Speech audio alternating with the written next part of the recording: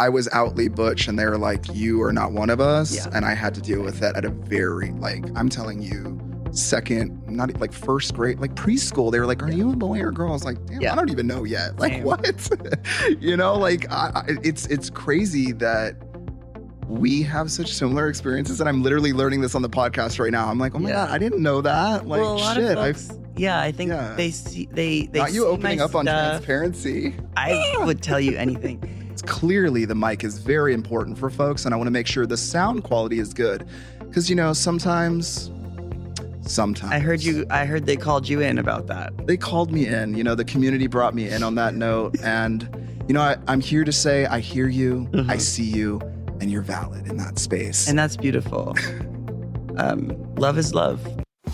This is the Transparency Podcast Show. Welcome to the Transparency Podcast. My name is Shane Ivan Nash, and I'm here with an amazing guest and a really good friend of mine, Ezra Michel.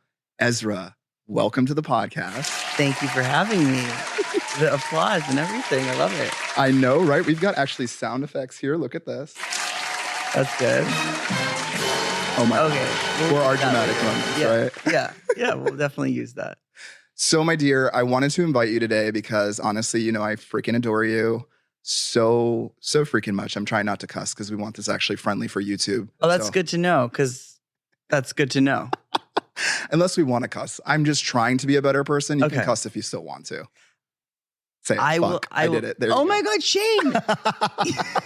I didn't even say it yet. I just wanted you to have permission to say it. Okay. I'm just trying to not cuss as much as I do in 2024 because I cuss a lot. Okay, so. I do too. I that's not a goal of mine though to censor that at this point in my life, at this juncture. Totally get it. In my career. I think I cussed too much, so I'm toning. I'm okay. I'm learning. I'm trying to be more professional here. Sure. I'm also trying to speak into the mic because clearly the mic is very important for folks, and I want to make sure the sound quality is good. Because sometimes. I heard they called you in about that. They called me in. The community brought me in on that note, and I'm here to say I hear you, I see you, and you're valid in that space, and that's beautiful. Love is love. Love is love. Oh my God, I'm going to love this. At the end of the day, you got to just say love is love, and move on. So, my dear, as we have already gotten into debauchery, why are you here today? Because you're a beautiful human being and you have also gifted me, by the way, with an amazing shirt. It looks so good on you. And what does it say? It says Highway to Euphoria. It's a play off of the AC/DC album Highway to Hell. And where in the hell did you come up with this amazing design and also the balls to fucking put Pussyboy on your merch? Like, that is awesome. It says, this is my new one. It says, I'd rather be a pussy boy. And okay, so honestly, you can go to pussyboyapparel.com if you want to see more of my designs. Pussyboy.com. Pussyboyapparel.com.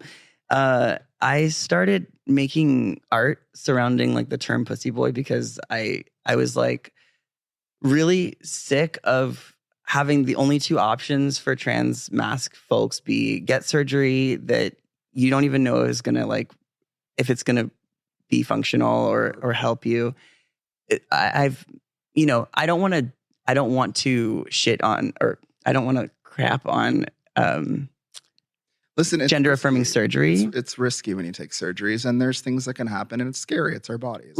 Trans femme bottom surgery is really, really good, I think. Yeah. Trans masc bottom surgery, they haven't I don't think that they've put enough effort into making it super viable for us, unfortunately. And it's the invisibility thing. It just hasn't been a priority, I think, for I don't know, doctors.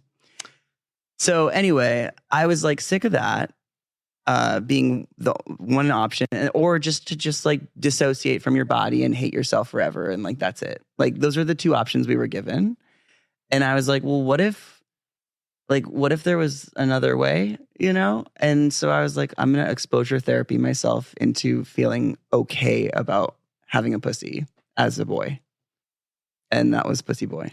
I fucking love that because honestly, I hate wearing a freaking packer because I feel I'm wearing another man's dick in my pants. And for me, let's be real, it's I'm confident with what the hell I have. Mhm. My little chub rub that I've grown through tea. Yeah. It does things. It does things. It does plenty. It's like, wait a second, that's a little. It gets hard. It does. I mean, Yeah, it does it what it needs does. to do. It you know. does, yeah. And Also, if you think about it, our combination of body type and hormones, being on testosterone and having been born this way, we have the most sensitive type of genitals in the world. Like out of everybody. meaning we come. We come. We have like more sensitive than a dick and more sensitive than a pussy that's not on testosterone. Think about it. Oh, I know We about won. it. I felt it because I mean the difference between like having the hormone reaction in your body with testosterone and then also having the sensitivity of like a clitoris that is stimulated by T with the growth, et cetera, et cetera. Oh my God. Like, especially in the first 2 years, I was a horny little toad. God, yeah. Like, give me a break. Like I could touch my thighs and I was like, yeah, bitch. Yeah. I remember not being able to get much done in my first few years of being on T. Don't remind me. Yeah, it was tough. It was really tough. I was 18 too. So like I was already at an age where like I would be horny all the time. And then it was like on top of it. So you got like the double whammy of that situation. Yeah. I mean, I also had this thought recently, like I was never perceived as an adult woman. I was always like, I went from teen girl, being perceived as a teen girl to then being perceived as like a teen boy. Yeah. And then whatever this is, man. Yeah. And I think that's really fascinating because like my trajectory is a lot different than a lot of other trans masks that I know. Yeah. Yeah. Honestly. And I can relate to that because I mean, similar journey. Yeah. I fucking came out of the womb ready to go to be trans. Yeah. And I can tell you, like, I have never experienced what it's like to be an adult as a female. And Jesus, just you saying that right now is like, whoa, wait a second. It's trippy. It's trippy, but it's also like, as you were saying that, I almost was like gonna cry because I'm thinking about all the activism that happened to make that moment for you too, that there is like this beautiful thing that I see with the younger generation of you don't have to face the same traumas we do. You are more economically well off. You're more not high educated. Your access to education is greater. Your access to success, to relationships is greater. And it's because of these moments in activism that, granted, I know sometimes we've made some mistakes here and there, but like with you as existing and just hearing your story right now, I literally was just like taken back. I was like, wait a second, like, oh my God, you haven't had to experience like the horrific side of like identifying, knowing who you are, and then, but still having to like live in the corporate world as a woman and pay your bills that way, which that's a whole nother layer of trauma that folks from the older generations have to deal with. And it's that's just beautiful. It is that you've been able to do that, but it's also a really unique, experience for you too, because at the same time, like there's not much representation. So you're kind of walking a path that is yet to be walked. You're creating your own lane. Yeah. I would say, I don't know. I mean, I haven't met a lot of folks who've had that story. Yeah. But I know that there will be more and more, you know, because there are kids coming out younger and younger. And like 18 now is not that, it's not that young compared to, you know, the 5 or 6 year olds coming out and having supportive parents and, you know, being able to transition before it gets bad, before it gets so bad. And for me, like I've heard those stories and been like, I've gone through, you know, waves of emotions hearing those stories of like being jealous immediately and then feeling like, God, like I wish if only I had that story, and then being like, holy shit, like that's like that happening is just evidence that like we are making a difference by existing. Yeah. And like the folks who came before us probably feel the same way about me, you know, and like it's just, I don't know. Like you said, we don't have to go through the same traumas. That's not like that's not the point of all of this. No, I mean, my biggest thing is once I learned, and this is not necessarily like the LGBT or the trans community, but it's the LGBT community as a whole. folks in the LGBT community are just automatically economically at challenge because they're not going to get to experience a lot of the same things in high school, get those social experiences, get those certain jobs and certain things because they're dealing with other things simultaneously in high school that their straight counterparts are not dealing with. So they get to excel in an economic way that we as a community have to face the duality at the same time of like figuring out how to navigate the world by also figuring out how to pay our bills and grow up and be adults. And there's a certain advantage there that kind of happens to folks that don't experience that because then they get to kind of use their energy on enriching themselves and learning how to do their taxes or buy a house and things when we're worried about like, oh my God, am I going to be homeless because my mom hates me or something like that. Right. The duality in that is the big reason why I've always been in activism because I'm trying to lessen especially the economic effects because economically we as a community, it's our biggest challenge. Like money, finances, it really solves a lot of problems, unfortunately, as much as they say money doesn't make you happy. But at a certain threshold, it solves a lot of problems when it comes to access to healthcare, to, just food. Being fed makes me happy. Thank you. Having a roof makes me very happy. Oh my God, right? So it's like, I feel like the people who say money doesn't buy happiness are the rich people who still hate themselves, being like, my money didn't make me love myself or make my life better. And they just don't have the perspective of the journey of like not having anything to then having something. Yeah. And I think like it's really hard to understand why we would think that money buys happiness when you haven't had the same like context, I guess. Yeah. Because I've lived in the poverty bracket my entire adulthood, and I still struggle with money to this day because I couldn't focus in school because I had undiagnosed ADHD, which, is a huge issue for folks who were assigned female at birth. And then also on top of that, being trans and having dysphoria and, just whatever. Yeah. I was distracted. I was like, how am I going to focus on homework? Like, I want to not be here, You're not going to learn the quadratic formula while you're sitting here like learning, like dealing with the inner turmoil of a lot of different things that most kids are not facing at that age. And like for some, I've talked to some trans folks who are like, oh, I took all my dysphoria and buried it with doing my homework and being an extremely amazing student. Nice. I can't do that. And I'm like my partner, Elle, is an incredible student. Like just in general, like still acts the way a good student acts, like just is so good at things. And like very perfectionist, and had like a 3.98 GPA and is like upset that it wasn't. Okay, I barely made it. Same, okay. Me too. I was on my guitar and I was getting girls. That's all I cared about. That's all I cared about too. For real. That's all I was doing. Because that's what I knew how to do. Yeah. But I know that there are some trans folks who really excelled in school because they didn't want to deal with all the trauma and the dysphoria and stuff. Yeah. For me, I didn't have that option. Same. I was just like... I was outly butch and they were like, you are not one of us. Yeah. And I had to deal with that at a very, I'm telling you, second, not like first grade, like preschool. They were like, are you a boy or a girl? I was like, damn, I don't even know yet. Like, what? It's crazy that we have such similar experiences. And I'm literally learning this on the podcast right now. I'm like, oh my God, I didn't know that. Like, well, a lot of folks, I think they see, they not you see opening up stuff. On transparency. I would tell you anything.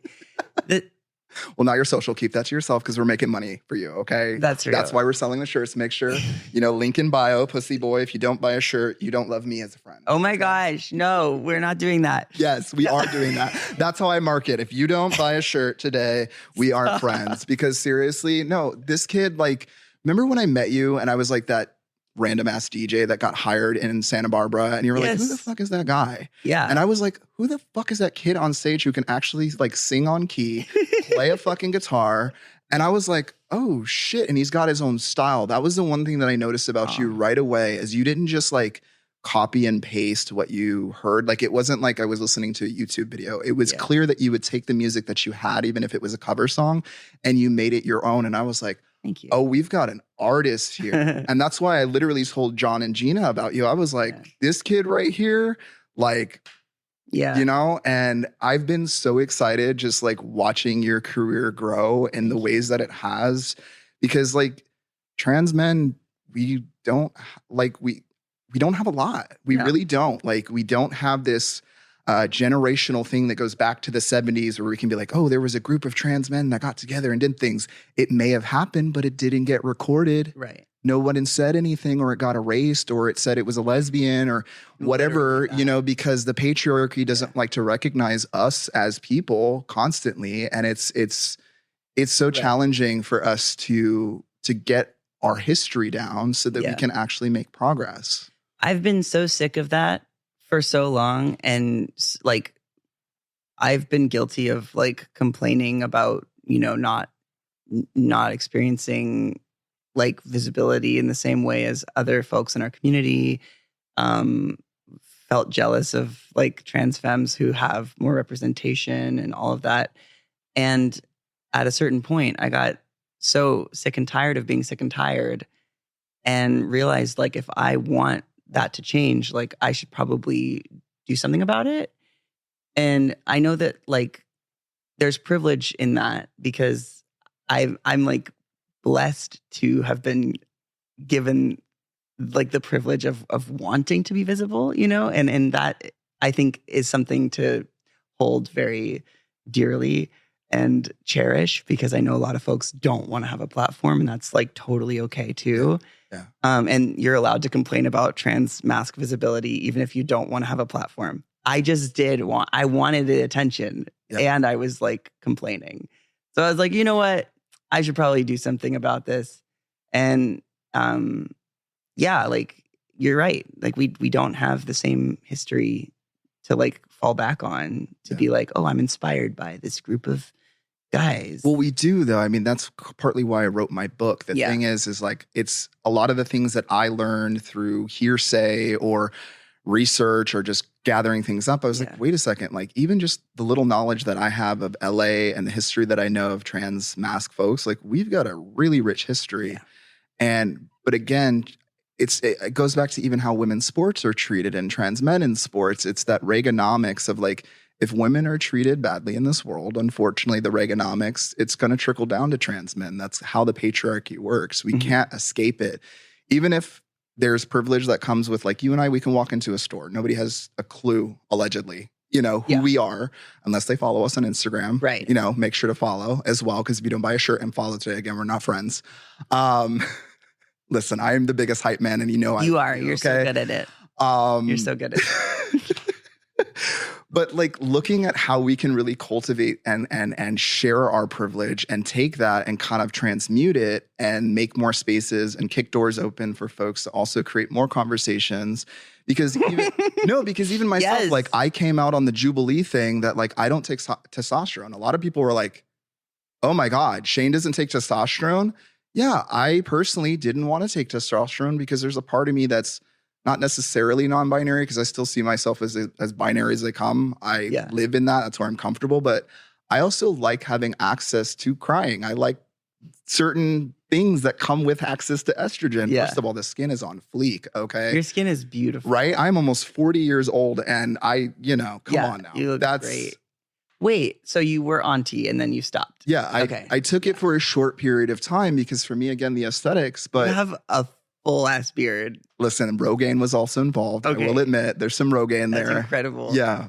But it's like, it's things like that creating new spaces and conversations. I mean, like how you talk about Pussyboy, like how you confidently, because like even myself, I felt some shame in it. You know, I'm like, oh God, like pussy, like I don't want to acknowledge it. But when I see like you just like out on the beach and you're like Pussyboy, and it's like, it actually invigorates me and it inspires me back. Like your art and your work physically has an effect on me personally. And I'm sure clearly a bunch of folks with all the TikTok followers, because I love to see you grow that way. Yeah. I mean, what happened when I launched it all was like, okay, I took this risk, right? Like I knew that it was going to be super controversial. I knew that I was going to lose followers, and I did by the thousands, because at one point my Instagram was very like, I'm a trans man, I'm binary, and like, I'm just like you.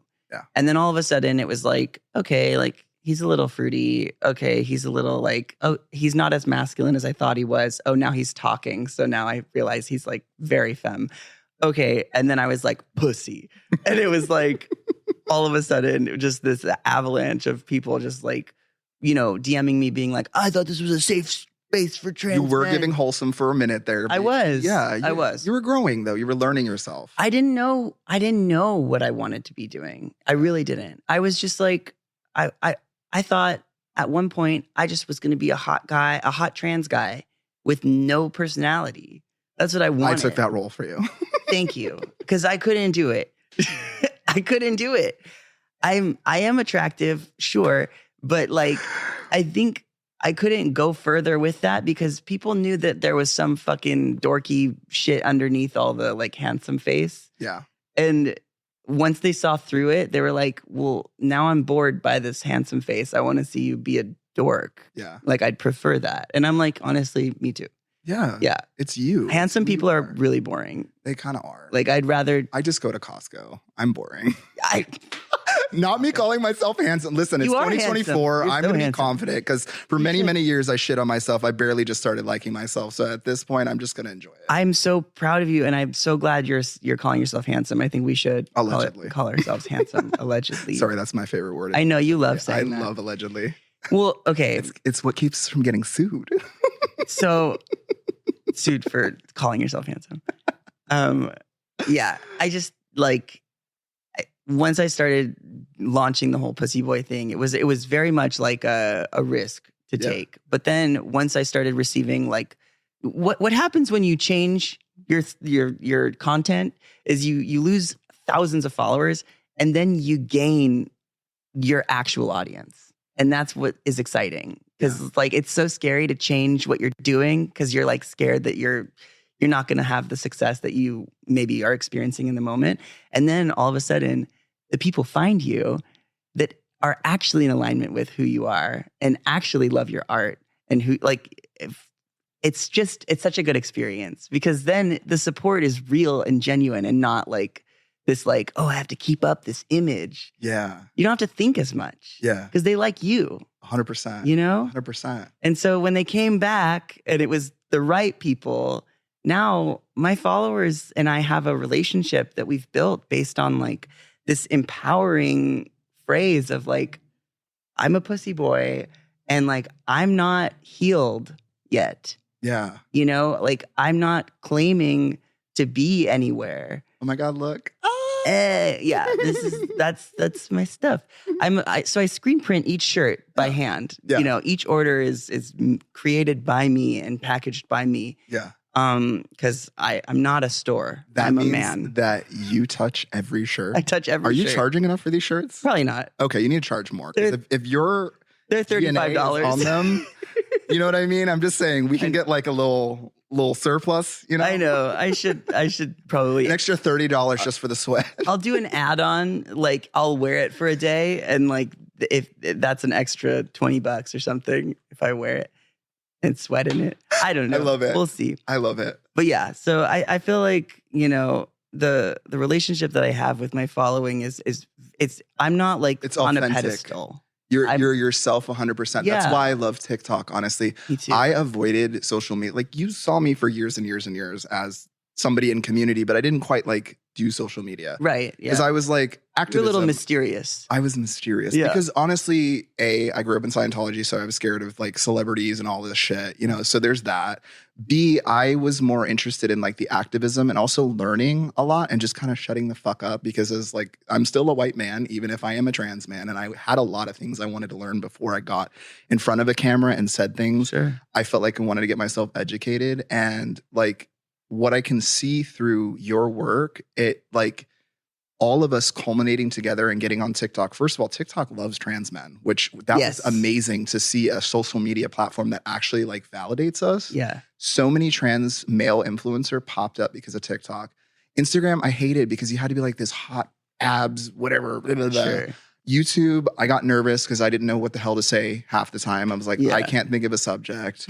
And TikTok, like I was able to be like my silly, goofy self. And like, even with you, like I've watched so much of your content and you are authentically yourself. You're your real self. Like even on the dark days, like as some of the content you put out there was like really vulnerable. And I think that it made a lot of your followers not feel alone. And the authenticity, the combination with all of the things you've done is just more reasons why I love you visibly as a trans masc person in media, because it means a lot to me to see somebody doing it right, doing it with intention, doing it with love, and doing it with this idea of like, I am who the fuck I am, and I'm proud of it. Yeah. You know? Yeah. I mean, the thing that I can fully say with my whole chest is I love myself. I love myself. I love that. And I'm like, I am on my team no matter if I feel depressed one day or if I feel shame about something. Like I'm with myself feeling shame.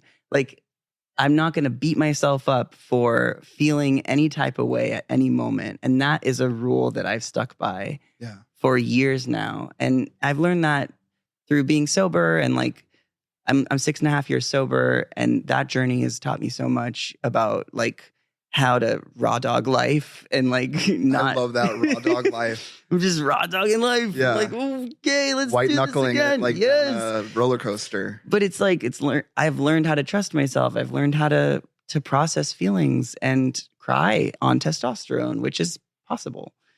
It just takes a little bit of allegedly I couldn't. It never worked for me. I was like, I want to cry. I liked my shows and I can't even enjoy this commercial. Yeah. Like I cry like at least once a day at something. That Usually is it's happy tears though. That is beautiful. It's mostly only happy That's tears. how we beat the patriarchy. Yeah. As a man, you need to cry once a day to beat the patriarchy. It's part of the duty. It's just doing collect the tears, send them in. I learned how to cry. My whole thing is when I wasn't on T, I didn't have a choice whether or not I was going to cry. If it was coming up, it was coming out. Yeah. And being on T, it's like I have the choice. I could either cry or not. And it's like the decision, normally I would be like, okay, well, crying is kind of inconvenient, so I guess I just won't. And then I just kept not crying for years and years and years. And then all of a sudden one day I was like, I think I just really need to cry. And then I just let it out. And I was like, oh, there's a choice with testosterone. And that helped me a lot. So it might help someone else. Yeah. But, who knows? And some people's chemistry is just different, Exactly. I mean, with testosterone, again, like this blew up in like a couple of months, but there's also guys that like have been on for years and years and years and are like, my voice hasn't even dropped. So, and that's another thing is like, how do you feel about like competition, if I may ask? Thank you. Yeah, we get to have this conversation. This is a good conversation. Because guess what? Like I truly hate it. I truly hate it. We have resources. We barely have resources as it is. We barely have our hodgepodge together with our own personal things. Why are we fighting over crumbs? Like, how do you feel about that? Well, okay. I think like having been on one side of it, which was feeling incredibly insecure and feeling very competitive at one point in my transition. Yeah. I've been on T for 10 years. I've been doing this a while. Yeah. So like, there was a time when I didn't know myself very well. I was still like abusing substances. I was still very much in self-hatred. And it was a lot easier to be confused about where to direct my anger. Yeah. And it felt safer to hate my own community than to direct my anger towards the real issue, which was the patriarchy and white supremacy and capitalism and all of the shit that is actually affecting us. And so like, it was safer. It was safer to hate trans men who had more than me, who were buffer than me, who had more money, whatever, and seemed confident. Because I was like, fuck you. Like, how did you get there? But also don't answer that because I don't want to know. Yeah. Because I didn't want to make any changes, Because you are who you are and you're happy with that. Yeah. Yeah, it was confusing. Yeah. And so, like when people, like most of the hate that I get is from trans men specifically. Yikes. And it is yikes. That sucks. It sucks, but it's also like, oh yeah, go for it. Denied. I guess I used the wrong button. But Sure. Denied. Hold on. Wait, do it. No, it was this one. Sorry. It was that one. I'm learning. This is only my second podcast. Let me say it again. Most of the hate I get is from trans men.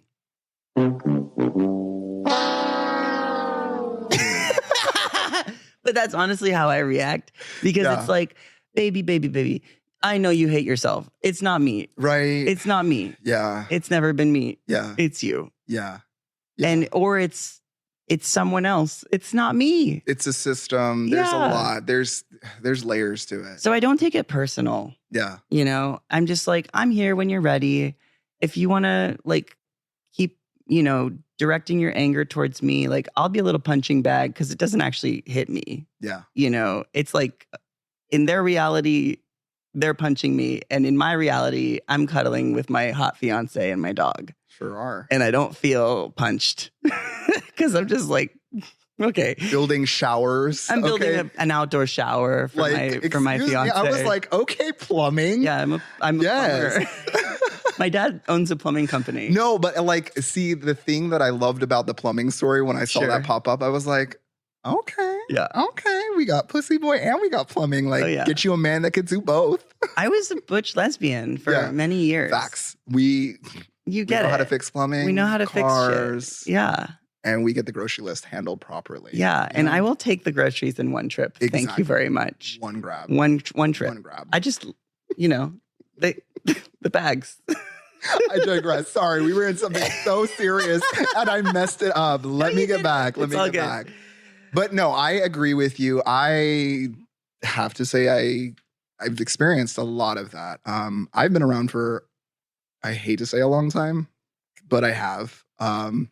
Say it proudly. I have, and it's been interesting to kind of see some folks kind of come up in community in the ways that they have, and it's kind of like this interesting thing that we have to navigate because you and I now have visibility in certain ways, even you more than me now that you're dealing with. And you kind of just become this target for like random folks on the internet. Mm-hmm. You become a target for even folks within your own circle. You become a target for, simple things of not even trans male jealousy, but just jealousy within the community as a whole, because how dare you get out of poverty? How dare you have access to these things? And it's hard because at the same time, if you've experienced clearly poverty, I definitely have. I was homeless, like pushing carts homeless, like real, like homeless. So I can also empathize feeling pissed off at people that have things, because that same thing that you just said of like, why the do you have that and I don't? Yeah. What did I do wrong? What am I doing wrong? Right. And a lot of it kind of is luck. We have to admit it's luck. It's serendipity moments. It's meeting people. It's connecting. There's privilege there. You and I carry certain privilege. I know you're not white, but you're white adjacent, but Definitely. That still carries privilege in that sense. Yeah. There's so many different layers that we face, while at the same time, like the realness is like, there's still a lot of anti-Blackness too that happens. And we're dancing between understanding that in a community while simultaneously trying to find our own identity and our own space and our own economic footprint that we can create and get a house, kids, whatever our life plan is, get married, which, oh my God, I haven't even gotten there yet. Yes. We've got, cute, right? Newly engaged. And how cool is that we're like two trans masc folks, like doing things that like the Bible said we couldn't. Stealing that masculine privilege, and taking it for ourselves. And I love that we're having this conversation because I really hope it opens the eyes of other trans masc folks. Like, I love you to death. I'm never in competition with you. When I see you on stage, when I see opportunities, I call you, I say, hey, there's a thing. Let's get you in there. Let's get you on stage. I want more energy like that. Me too. It hurts me to see the other side. I want to say, like, specifically, you have been such an amazing role model for me because you were the first trans man I met in LA. And you so like generously sharing opportunities with me throughout my entire career, like was such a model for me to build off of and to be like, okay, so I want to be like that guy and not like all these other guys that seem to be hoarding opportunities and not wanting to like share with the community. Like you really did inspire so much of how I've navigated LA. That means a lot. Yeah. That really means a lot because I've fought with it sometimes that like, should I have been focusing on myself? Should I have been, I mean, yes. Maybe I'm doing it now. Yeah. I learned. I'm doing it now. I'm on social media. I did. Yeah. But at the same time, I don't regret it because there's so many folks that I gave those type of opportunities to that like I look at now and I'm like, oh my God, they're doing stuff. And then it's also, I get to sit down. Mm-hmm. That's my thing. It's like, I am aware of like being an aging trans person. We don't necessarily get to age as the average cis person gets to age. Being almost 35 kind of scares me to a degree because at the same time, like that's kind of a senior citizen in our community. Well, because of our, because of our history and stuff. Well, I mean, it's the murder rates. There's a lot of different things we're facing in that. I mean, look at what 100 bills were just introduced like 2 days ago. Oh yeah, I heard about her.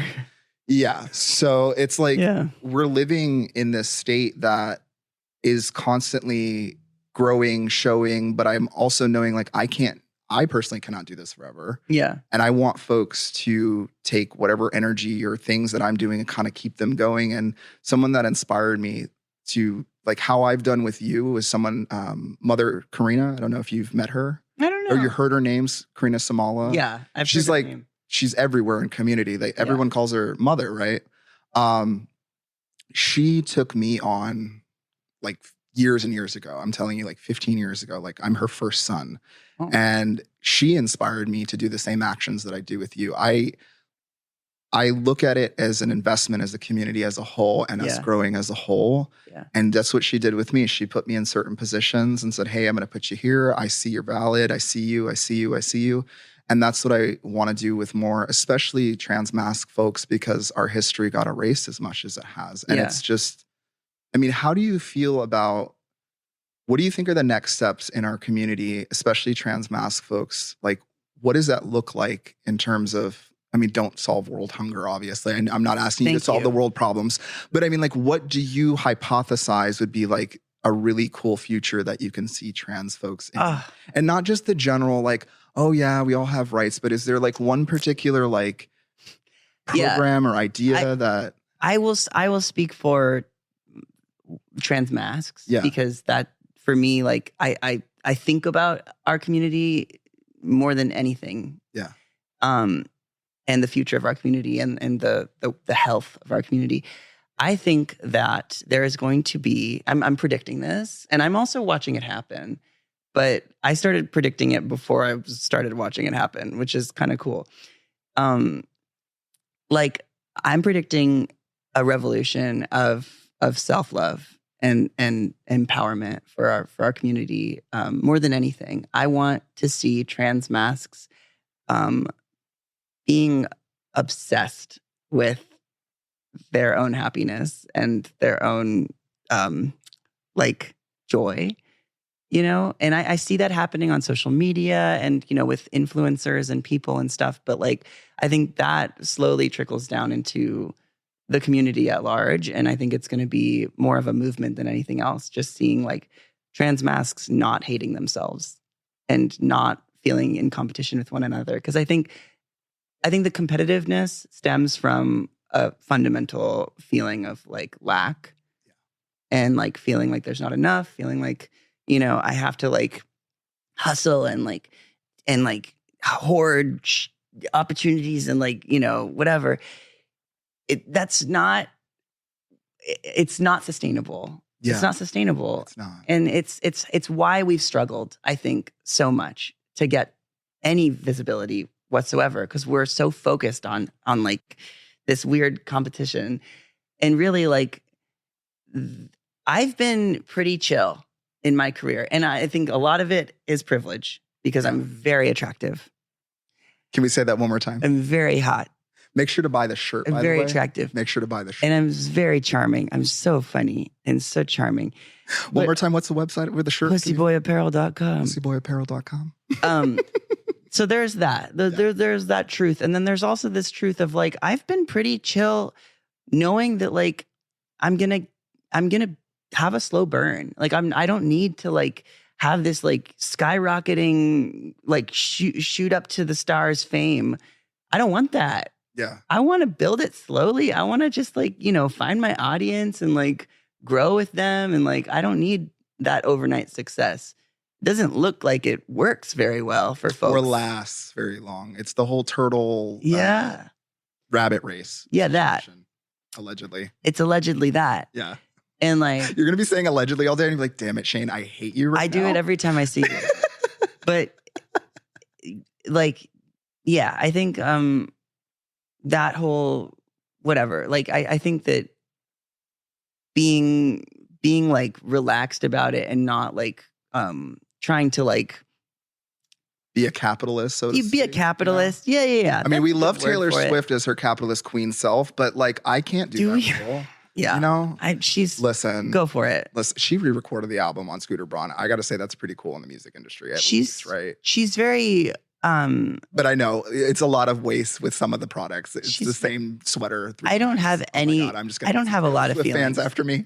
I don't have a lot of feelings. I'm just going to say this. I don't have a lot of feelings about her. That's it. Because I don't know. It's weird because like I'm a fan. Sure. Recently, I didn't actually even listen to her music, but learning what she did in the music industry and even what she did with AMC by going around the productions and doing that, it's very interesting. It's very similar to the other artist. I can't remember his name. Not Taylor Swift. Not Taylor Swift. That's his name. He was a rapper, but he basically figured out how to not have to release the albums that he needed to that was required by the actual label, but he got the money. It was a whole loophole. I totally forget his name right now. Oh my God. But those moves, no, come on. Look, the music industry, let's, if we want to talk about poverty too. I mean, the music industry, how many times have you and I gotten a gig that we were like, that's how much you're giving us for how many hours? Wait, what? I'm like, oh, this is my rate. And they're like, oh, we can pay you 1/16 of that. And I'm like, I'm not even charging that much. Wait, what? Yeah. People do not allocate enough funds for paying their artists when they want to hire artists. It's bonkers to me because anytime I've produced a show, which is one time, but when I produced my show, I was like, I'm going to pay these people. Like, I didn't even want to reach out to anyone unless I had money to give them because it was respectful. Yeah. Like, how dare I ask you to work for free for me and make me money, but you get nothing? It didn't make sense. I was like, and then that still happens. And I'm like, wait, I've been on your side of things sending that email. Yeah. And how can you sleep at night? Because I was stressed, You're like, I'm sending you $50 less than your rate because that's what I can afford, not 1/16, and you still feel the guilt of that. Right.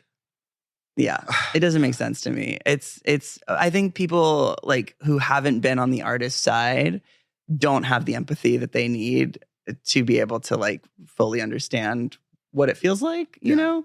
Because you play with a whole band. You have to. Yeah. I mostly now pay to play gigs because I have to pay I want to pay my band members.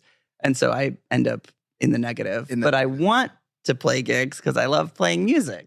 So, and then it's like, it's an investment. That's how I mean. And then I sell merch and then I might break even or something. Yeah. No, I mean, that's been my similar thing is always having to reinvest in DJ equipment or this or that. Right. I need a wireless mic. And then I end up getting hired for this. And it's like, well, now I made $2 and I spent $30 in gas. So actually I'm negative 28. So plus I owe this person money and I have to pay for parking. Yeah.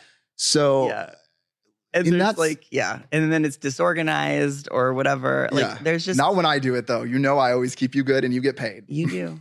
It's true. That is my reputation. It is your reputation. I'm on time, scheduled, and paid. Yeah. Because I've been in your position too. Right. And that's why I got into some of these other positions because I wanted to slide us in.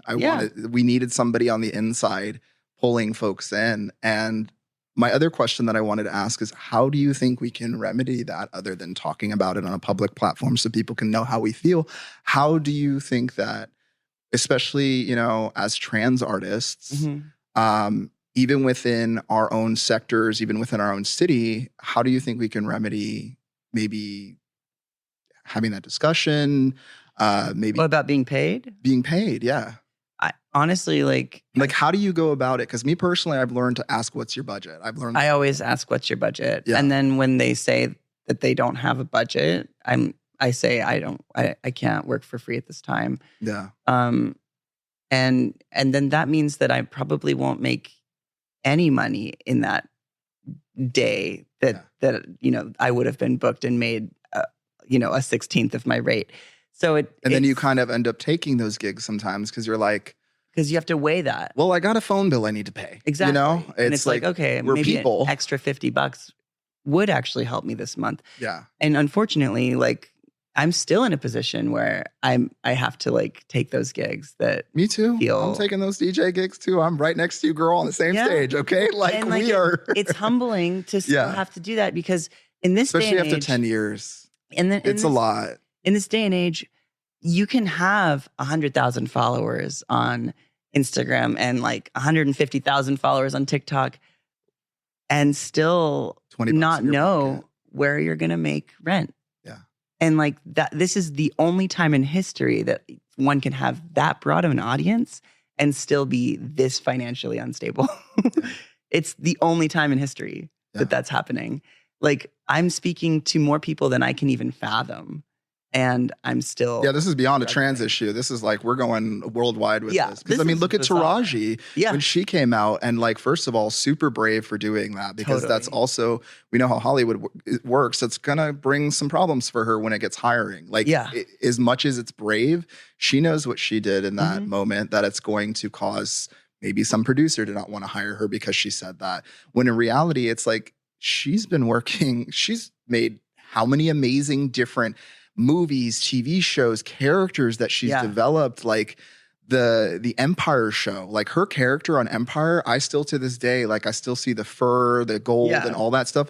That is her and she made that. Yeah. But I mean, if she's getting, especially with the writer's strike, we saw people are getting 15-cent checks.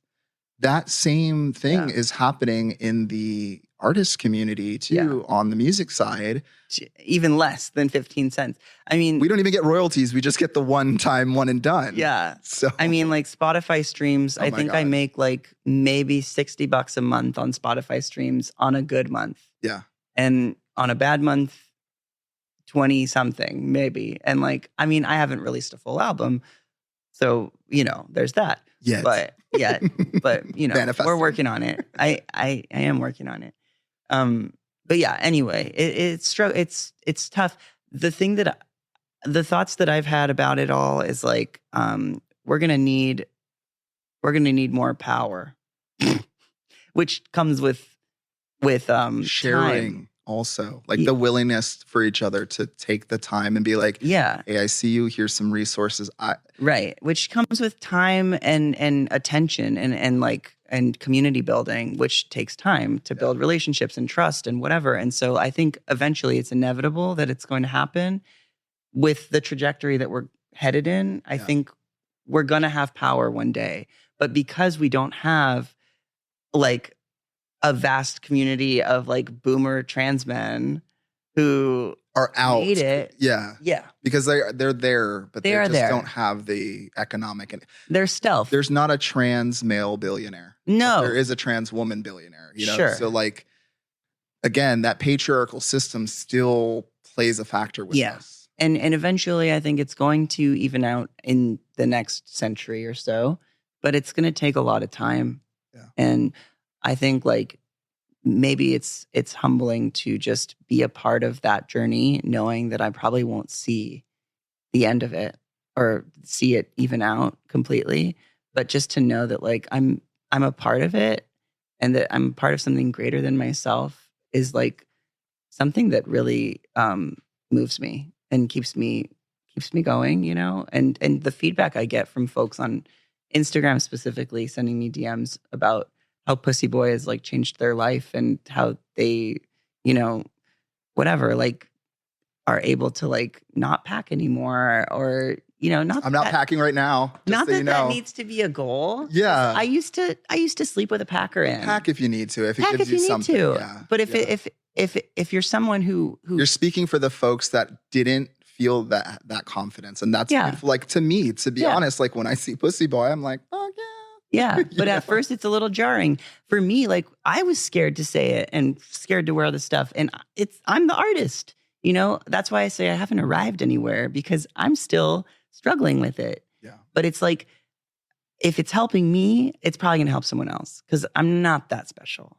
Yeah. I am special, but I'm not that special. I'm not that unique. Your story is special, though, and what it can do to inspire folks just by your willingness to be as open, as honest, and authentic as you have been, especially on the internet. I mean, the internet's a wild, wild west of all the crazy, fun trolls and things that happen out there. But it's beautiful to see you develop into who you are and just constantly watch you grow into this, businessman.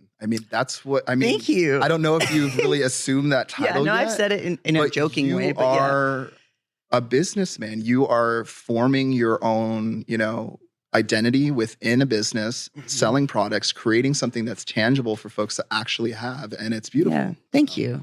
Thank you. I appreciate that. Yeah. It's been quite a journey going from like a bum who lived in a tool shed with a girl I dropped out of college with, to then, getting married. I have a golden retriever of all dogs. Oh my God. Come on. And I live. Are we living like kind of a cis life though? It's giving Norman Rockwell a little bit though, but like in a queer way. But I'm trolling. Like, same. It's same, like a joke. Same. It's like a joke, but I'm doing it. Same. And oh my God. And I see you, and I hope you see me, I am in here just taking up all this male privilege, just like somebody with a pussy would, and enjoying it, because that's what we have to do, is enjoy our lives. We have to be present. We have to. I'm not going to live my life in shame. I'm not going to live my life. I did it far too long in my 20s. And it's beautiful to see you, a little bit younger than me, but seeing you so confident in the way that you are. Like, I cannot tell you how proud I am enough of you, because seeing you on that stage and seeing you now, how confident and how you've got this whole life that you've really created. And I remember you really manifested, like, I want to be in LA. I want to be an artist. I want to be these things. You remember that? Hell yeah. Listen, I found a little note that I wrote like in 2016 that said, I want to live in LA. I want to be a musician, and I want to be a hairdresser. And I'm all of those things. Yeah. I have a little barber shop in my backyard in Laurel Canyon, and I cater to mostly transmasc folks. And like, which I think I need a haircut from you, to be honest. I've been doing my get a own, haircut. Yeah, I'm a I charge sliding scale. So everybody is welcome. Nobody ever gets turned away for lack of funds, just for fun, because I want to hang out with people, and like, I never want to have to say no to somebody who wants a haircut from me. Who needs it? Tell me I need it. It's fine. I want your haircut. I would love to give you a haircut. I actually have some pretty healthy hair. You do. I take care of it. No, yeah. I lose. You're not on T, so you have plenty of hair. Okay. I got that $30 conditioner up in here today. Nice. All right. To keep the toner in and right. Look at you go. Yeah. I think I said it right. Is it Olaplex? Did I say it right? Yeah. Okay. Thank God. Because I'm like just learning. My wife is like, you need to get some lotion. I was like, let me get some lotion. Yeah. No, it looks good. Oh my God. It's definitely been a really fun experience finding an artistic vision and just running it right into the ground. Somebody came for me recently who was like, I've definitely heard the term pussy boy before, but you were the first person that like has overused it to this degree. And I was like, thank you. That's so kind. Like, I have, definitely monetized it in a beautiful way. And I just was like, I know he was insulting me, but I was just like, you know what? Like, I'm somebody who, like, when somebody tries to insult me, I want to just see the compliment in it and then just take that and then leave the rest. Because I'm just like, I don't have time. They spent the time of day to even type something about you. You have to realize there's something there with that. Exactly. So it's like, hey. Yeah. Hey, fan. I'm going to read through the lines here a little bit and just pick what I want and then discard whatever else. You've got to filter out the good and the bad. You don't have to take it all. And as we grow, we do it better. We are wrapping up. Yes. Is there anything else that you want to say? I want to make sure we get your Instagram plugged. What is your user? My Instagram is at Ezra Michel Music. And then that's my TikTok as well. Make sure to follow. And then my website is ezramichelmusic.com. And then my clothing website is pussyboyapparel.com. Pussyboy. On Spotify, I'm Ezra Michel. I have some fun songs, and you should listen to them.